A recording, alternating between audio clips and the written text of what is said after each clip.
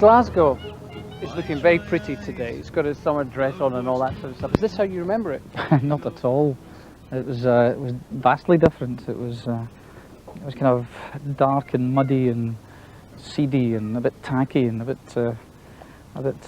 ragged round the edges. You know, when I was up here, but it's changed so incredibly. The city centre's quite stunning. I mean, the good thing is that they haven't lost the basic essence of Glasgow. I mean, Glasgow's still sort of retained its character, which I really like, because I think that's the heart of Glasgow, really.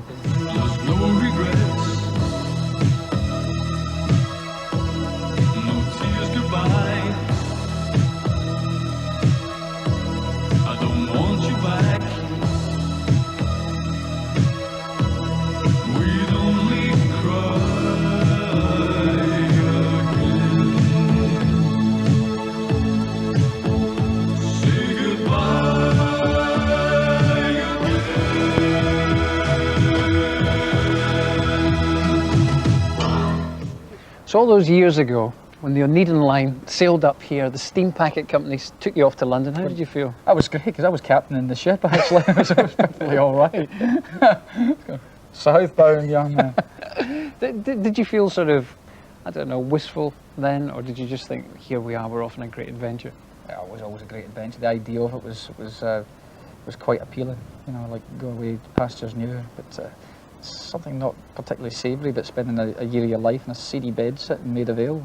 Once upon a time, you're in this band, Salvation, which I have to say, my father went to see. Oh, please. No, I did get to see it. What was your recollection? What were your memories of those days, doing the dance halls and stuff like that? It was funny. I mean, I've called it the human jukebox phase, because that's basically what you were. In order to survive in the sort of the very limited music scene there was up here at the time. You had to play top 40 records. So one minute you were Roxy Music, the next minute you were T-Rex, next minute, whatever. It was Gilbert or Sullivan or whatever. We never played Gilbert Sullivan. No, we didn't. But you had to be fairly versatile, which didn't leave an awful lot of scope for writing your own stuff. And when you did write your own stuff, you could tell exactly what phase you were going through at the time. One song was, Cockney Rebel, and the next song sounded a bit like David Bowie. So it was very difficult to try and break out of that. So you're away from Glasgow, you've got what you think are great songwriters, great management, and great success. You're on top of the pops, and you're dressed as a monk. I mean, you must have had at least ambivalent feelings about that. Well, no feelings at all. I was slightly hungover. My manager at the time, wonderful character. We were in London for the first time, big record, about to do a video. Mike Mansfield was going to direct this thing, and he took us out to a Greek restaurant the night before and got us absolutely sloshed. I couldn't believe this. I mean, I've never been that bad in my life. And then we turn up in the morning feeling very delicate indeed, being young lads, and very unused to that kind of lifestyle. And Mike Mansfield said, put this monk's outfit on, and we just kind of went, oh, okay, yeah. And then said, hang on to these ropes, and it was fine. I was in no state to argue. I'm still trying to figure out what it's got to do with the song. I made you a promise. I vowed I would keep the candle still burning. The river runs deep, my love. Did you know? Didn't you feel? Couldn't you tell that it was real? Couldn't you tell that it was real? We hadn't actually thought about being sort of tarred with this teeny bopper brush.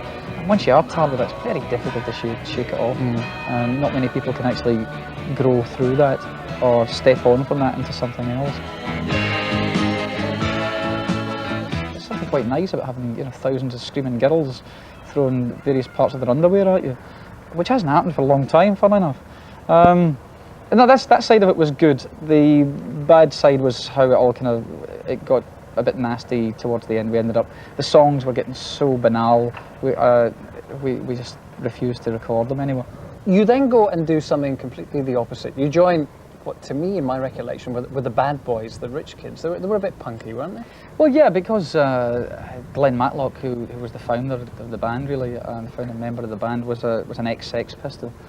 But he was a squeaky clean boy next door. He was a good lad, he was, I think he kind of found himself in the Pistols really, and woke up one morning thinking, what am I doing here? You know? So I left Glasgow to go down to London and join up with them. The problem being that before anyone had heard anything about the Rich Kids, just the combination of characters kind of excited people, and they were hailing us as the saviours of British sort of pop stroke rock, whatever you want to call it, and we couldn't quite live up to the expectations. I'll tell you something, I think that you should know there ain't much that I care for. But even so, the guys around me, they astound me, they make things very clear. So while those who stand in line, I have no fear. Ultimately, your faith paid off. You got into Ultravox, and the one thing Ultravox were always known for, I think, is quality songs, weren't they? Well, kind of, I'd like to think so. When we started, it was such an interesting thing to do, because everything seemed to be against us. You know, when I joined up with the guys from Ultravox, they just lost a singer and a guitar player, and they had no record company. They'd just been dropped by the record company with no management, and we were all kind of like orphans, musical orphans. And when we got together and managed to scrape together, it was so exciting, we managed to scrape together enough money for rehearsals to go in and start trying to write together, that we didn't really realise what we had when we started this. Within 2 weeks we'd written half of the Vienna album, including Vienna. We were just ecstatic about it and wondering what we're going to do next. You know, great, we've got all these songs, we've got something really exciting, something quite unique, and as you said, something that's got a bit of quality to it. We walked in the cold air,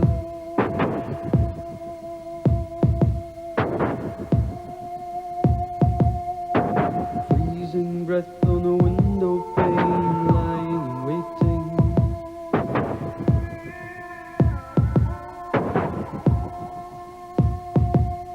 A man in the dark in the picture frame, so mystic and soulful.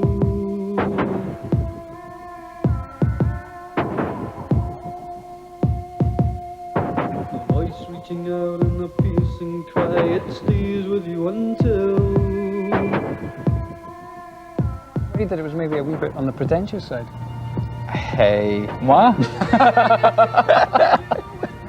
No, the song had a power. I mean, it was lyrical imagery. I mean, I can't say that they are, you know, incredible songs, but they had atmosphere to them. They were different. They were very unique sounding. Ultravox sounded like no one else. A lot of other people started to sound like Ultravox, which I think is the ultimate accolade. There's no way we can look back in your career without touching on Band Aid, which obviously you've talked a lot about, but I'm just wondering now, with the benefit of hindsight, if there's one instance that you can pinpoint as being the time where you thought, this is just getting too big and it's running away with me now. A few instances. That was most of the meetings that we'd have. I mean, when it all kind of started and started snowballing, we'd have the Band Aid Trust meetings. That's the body of people who we put together, including ourselves. It was management and concert promoters and music business lawyer and set up London accountants there to oversee the running of this money. You know, because it's a lot of money to be responsible for. And some of those meetings used to go on forever and ever. It was just incredible, you know, and it used to get so heavy and so depressing, and because we found that we'd got ourselves involved in something that was much bigger than we'd ever anticipated, and we were making, I mean, along with a team of ecologists as well, we were making decisions about, you know, should a well be dug here in Eritrea, or should we build a dam across here, or you know, should we buy some trucks to send the food up country? And, wait a minute, I'm from Glasgow. What do I know about Eritrea? You know. Well, there is life after Band Aid, and the solo career has just gone from strength to strength. Whereabouts are you on the kind of, shall we say, artistic scale, do you think, with this new album, as you look back over the other albums that you've done? I don't know. I think it's. I think the music's progressed. It's funny. I think it's, in a way, it's stronger to me anyway than what I did with Ultravox, and most of the stuff I did with Ultravox. It bears no resemblance at all to my first solo album. But I think artistically, it's. I don't know. I think it's quite strong. I think it should stand up on its own merit.